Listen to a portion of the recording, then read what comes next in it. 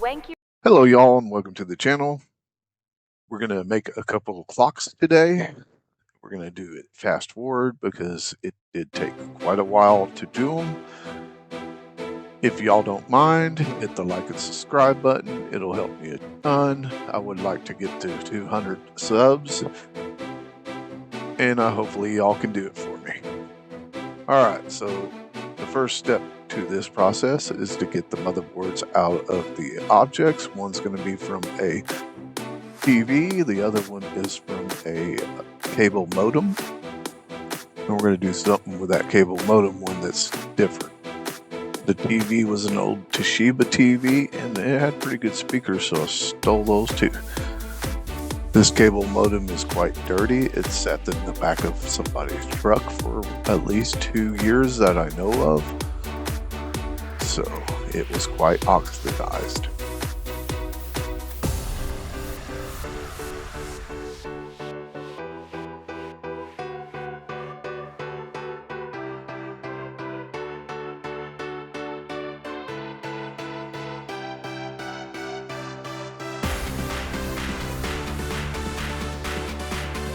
Once I got them out, I needed to get the components off. There was a lot of surface mount stuff on the modem board. The TV board wasn't too bad. I only took off the stuff that needed to be taken off so that the hands were clear. But on the modem, I wanted to do something special, so I wanted to take all that off so I could expose the traces. And in order to do that, I had to sand it down because acetone was just too slow. And of course, Stream Beam had a photobomb. But I had to get her away because this stuff's hot. So I ended up breaking down and buying a real solder station because the solder gun that I was using did not want to cooperate, and it was just too hard to use against all the surface mount stuff.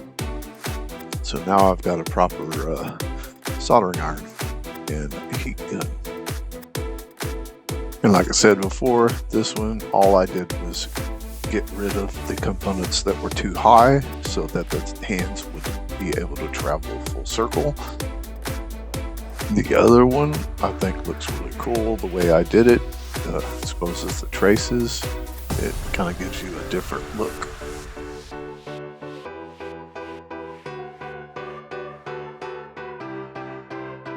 Alright, so I drilled some holes and now I'm putting the mechanism in. I ended up having to cut the side of this piece that was sitting there just so that way the nut would go on straight.